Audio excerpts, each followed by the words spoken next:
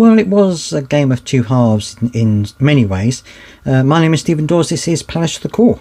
Don't forget to subscribe for all the latest news, views and reviews from the world of Crystal Palace. And talking today about the game against Manchester United, which for me was probably the worst first half that I've seen under Oliver Glasner. I have to be honest with you. Let's get into it anyway. There was a change. Adam Wharton came back into the side, which I thought would be a good thing actually, because Oliver Glasner said that he was fit and ready to go. Obviously they're still being careful because they have mentioned this groin issue that he's got. So they were still being careful with him, but he did start the game.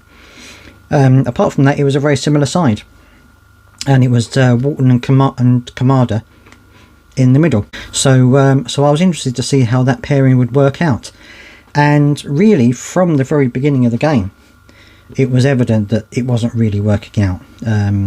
We knew that Manchester United were a different animal to what we met them last season. They brought in some new players. They seem to be playing a lot better this season. They're scoring more goals this season. So we knew it was going to be a tough game. And the first half really bore that out.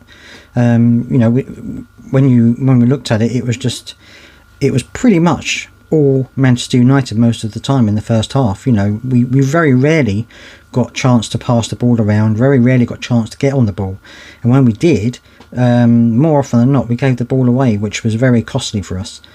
And it just looked as though Manchester United were able to come through the lines, through the middle, whenever they wanted to, which was disappointing when you think about how games we've played in the past where we've looked really solid.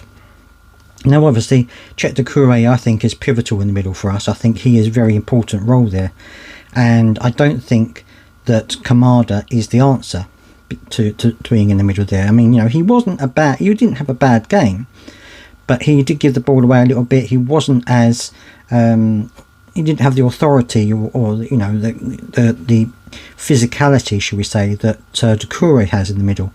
So they were able to get through our lines pretty quickly, and it was almost every time we tried to get forward, they would then put the ball over the top and try and get to us on the break, which ended up happening a few times in that first half, which was very worrying for me, because they looked like it was an inevitability that they were going to score a goal.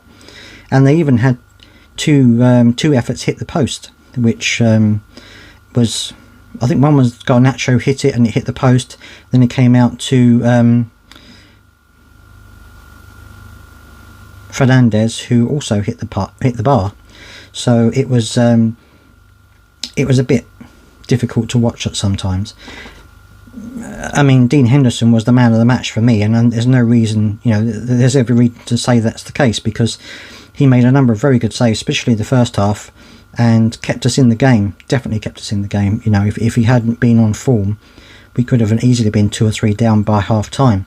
So it was really disappointing, because you see all the hard work that Oliver Glasner has put into the team, and you see the way that they worked last season, which Oliver Glasner said, the form that they had at the end of the season was a bit skewed. That's not the word he used, but he said that it gave the wrong impression that things were going to be the way they were. And of course, this season, with losing players and getting new players in, it was always going to be a difficult start, because we had to get players fit, had to get them in working in the right system.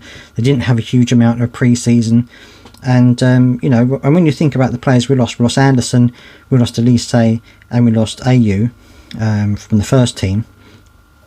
Ayew for me is really understated as a player. I think he does a huge amount for the team.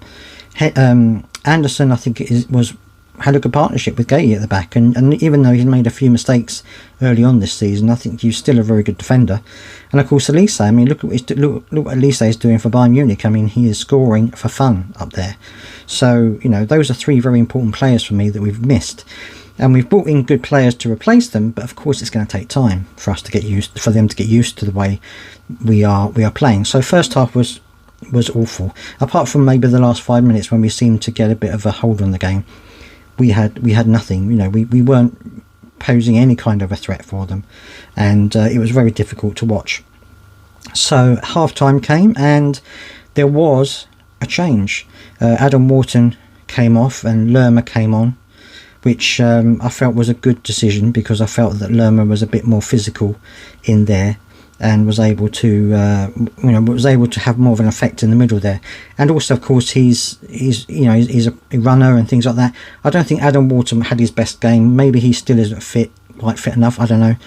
Didn't have his best game. By his own high standards, he didn't have a very good game. So it was good that Oliver Glasner noticed that and decided to make the change at half time. And second half, well, perhaps slightly better. We were a little bit more on the ball, pardon the pun, physically and mentally. We were starting to play on, around it a little bit more, even if it was only at the back most of the time. But Man United was still able to get the ball off us far too easily. We were still quite slow going forward for me. So it was an improvement, but it certainly wasn't the Crystal Palace that we would like to see. And then it was difficult after that point, because you're seeing that there are things they're trying to do, and they're trying to get the ball, they're trying to pass it around, but again, far too many passes were going astray, and people weren't necessarily where other players expected them to be. There was one pass by Jefferson Lerma. They went out to the left hand side. He sort of played it out there. Now, whether he was expecting a run from Munoz or something like that, I don't know, but he played the ball out there and there was no one there. So I think this is probably what's going on. They're perhaps being told, look, when you get the ball, go up, take it out there, because Munoz is going to be making a run and he didn't make a run. I don't know, but that seems to be the situation it is at the moment. And Sarr came on, which I thought was quite good, and he had a very good impact from the very beginning. Again, he played really well. I think that he's certainly a player that I think should start playing from the very beginning of the game. I know that Oliver Glasner likes him as a player that can come off the bench and offer something, but I think it'd be nice just to see how he fares from the beginning of the game, to see what impact he would have from the very beginning. But that would be a nice thing to see, I think.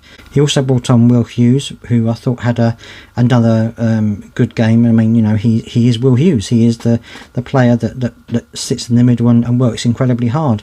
We also had Jeffrey Schlupp came on at the death of the game to try and keep us in it at the last couple of minutes. But I felt that when we made the substitutions, we seemed a lot more cohesive, and we seemed to have a lot more flow of the ball. And we actually, towards the second half, actually had a few opportunities to score. Eze himself had 2 golden opportunities, which he didn't put away.